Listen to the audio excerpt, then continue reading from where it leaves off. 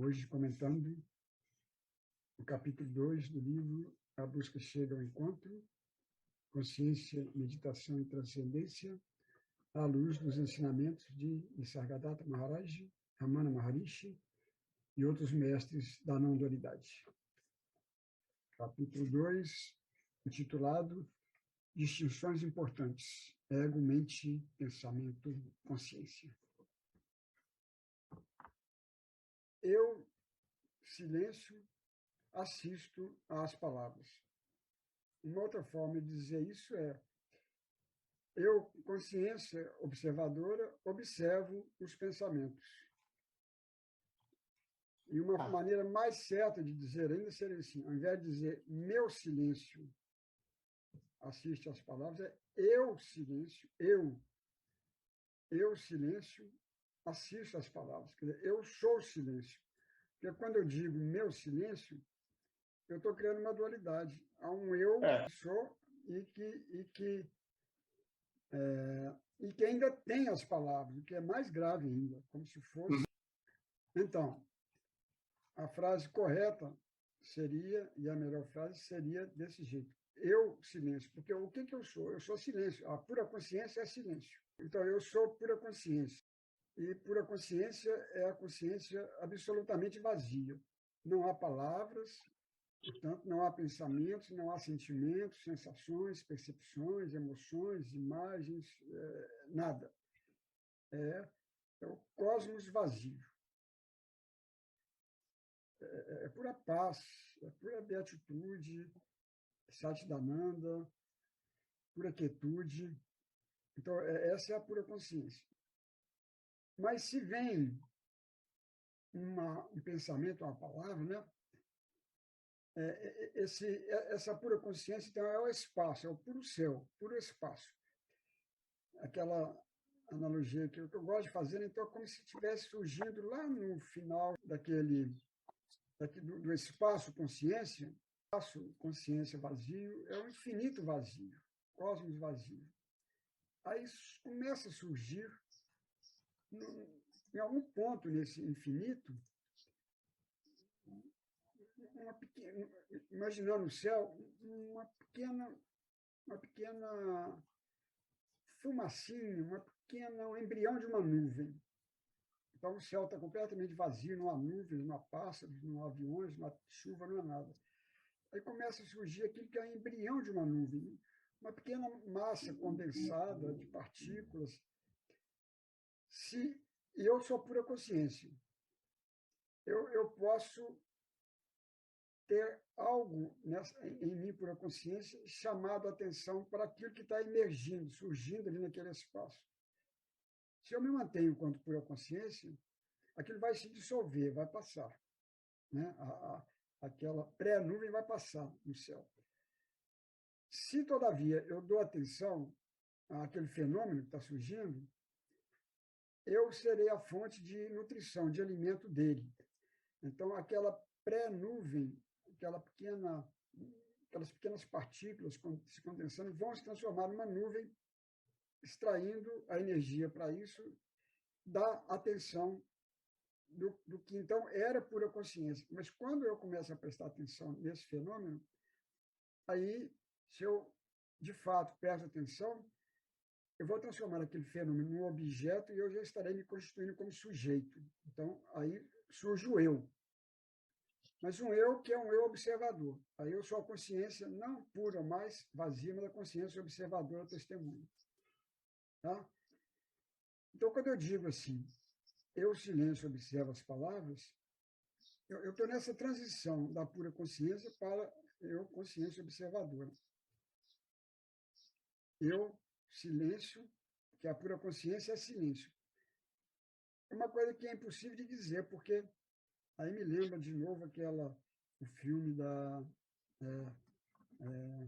aquele filme Feitiço de Áquila. Você lembra, né? Você gosta muito de cinema, você lembra, Nilton? Feitiço de Áquila.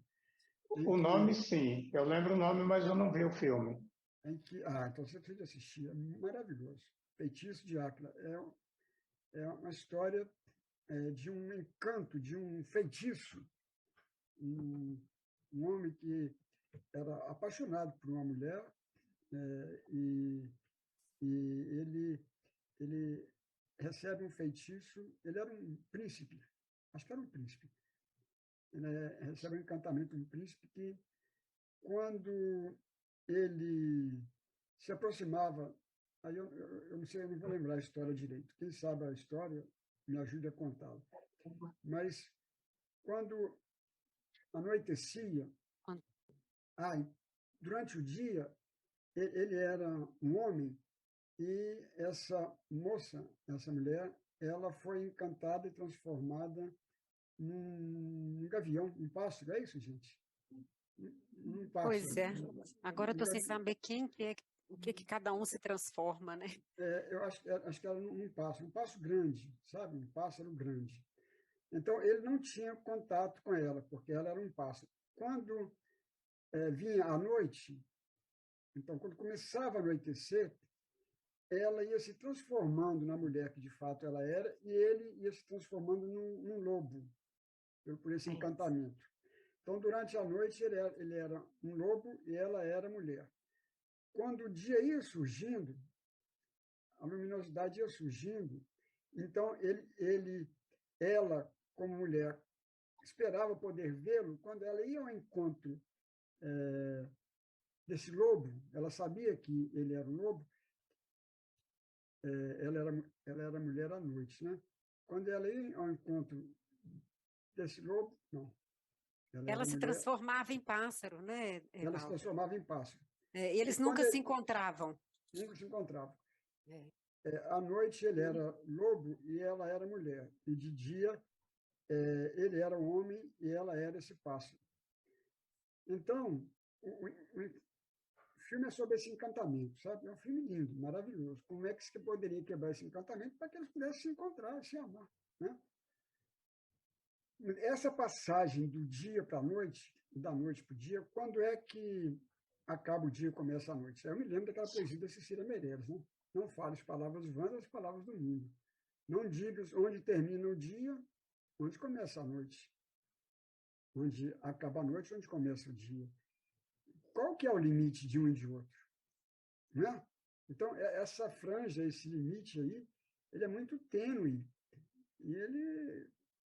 Como é que você vai definir quando é que é dia, quando é que é noite, quando um está se transformando no outro? Então, essa impossibilidade de definição é a ela que eu sou remetido quando eu estou falando dessa transformação da pura consciência na consciência observadora.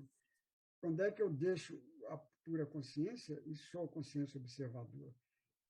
Porque quando eu sou pura consciência, eu sou só silêncio. Aí não tem palavra alguma. Mas quando surge uma palavra, então, e eu observo essa palavra e me relaciono, interajo com ela, aí eu sou a consciência observadora. Estou observando a palavra, o pensamento. Eu deixei de ser pura consciência. Mas percebe que é um momento de transformação de uma dimensão na outra? Então, quando eu te falo, eu silêncio, assisto às palavras, eu sou silêncio, mas um silêncio que já não é a pura consciência, porque eu estou em interação com o objeto, que é a palavra. E a pura consciência é que é puro silêncio. Então, eu sou um silêncio, mas eu estou me transformando nessa consciência observadora que vai, então, assistir às palavras. E eu, como consciência observadora, então, eu posso ficar assistindo às palavras. Então, assim, da minha perspectiva, eu estou silencioso. Mas como eu estou em interação com esse objeto, palavra, eu estou assistindo. Então, eu posso dizer, eu silêncio observo as palavras, assisto às palavras. Mas há que guardar essa observação, né? De que esse senão. Então, naquele pequeno texto que está no livro também, estou numa profunda meditação de manhã cedinho, 5 horas da manhã, 6 horas da manhã, eu vou para a sala de aula e eu quero continuar nesse silêncio, quero continuar nesse profundo silêncio.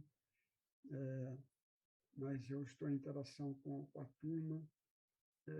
Será que eu conseguirei ficar em silêncio enquanto falo, nessas 4 horas de aula? Então, aí tem uma dica importante, é que se eu estiver não mais com pura consciência, mas com consciência observadora, eu estou de posse do silêncio que, de certa forma, eu ainda sou. E estou observando as palavras que me vêm de mim mesmo e as palavras que vêm dos outros. Isso é muito diferente de eu estar completamente identificado com a palavra, com o pensamento, e não saber sequer que eu estou pensando. Aí eu sou o pensamento, eu sou o sentimento, aí eu sou a consciência egóica corporal. É muito diferente eu ser observador ou ser a consciência egóica corporal. A consciência observadora é uma distância muito grande em relação a eu ser pensamento. Então, por exemplo, acho que outro dia na supervisão nós estávamos conversando sobre isso, né? Uma pessoa que está com um sofrimento de uma paranoia, de uma perseguição. Então, quando eu estou com esse sofrimento, eu vivo um sentimento, uma sensação de estar sendo perseguido. Perseguido por quê? Por um sentimento de destruição, de agressividade, por um pensamento que me é persecutório. Né? Nesse momento, então, eu não sou capaz de observar aquele pensamento, aquele sentimento. Eu sou o pensamento. Eu caí, eu me identifiquei com ele. Então, eu preciso de falar dele, eu preciso de uma terapia, eu preciso de uma medicação para conter aquele sentimento. Então, a pessoa, numa crise de paranoia, por exemplo, ela precisa de uma contenção medicamentosa. Quando não, né, uma contenção até mecânica. E eu estou tão identificado com aquele pensamento que eu sou aquele pensamento. Aí eu sou a consciência egóica corporal. Será magnífico, será se eu me desidentificar daquele pensamento e me tornar capaz de observá-lo. Então, agora eu estou observando um sentimento que está me perseguindo, quer me fazer mal, de um sentimento de também um sentimento muito sofrido, muito doído. Se eu o observo, eu não sou mais ele. É um passo gigantesco quando eu saio, então, dessa consciência egóica e sou a consciência observadora. Né? E vai ser outro passo maravilhoso se essa consciência que observa esse pensamento persecutório, esse sentimento persecutório, se eu me mantenho como consciência observadora, esses sentimentos vão passar, vão passar. Se tudo se esvazia, aí eu sou a pura consciência. Consciência vazia. Então, é difícil a gente precisar quando é que o dia deixa de ser dia e se torna noite, quando a noite deixa de ser noite e se torna dia. Então, quando é que termina a terra, onde é que começa o céu? E naquela outra frase maravilhosa, né, dessa poesia, que é: até onde sou eu, desde onde é Deus.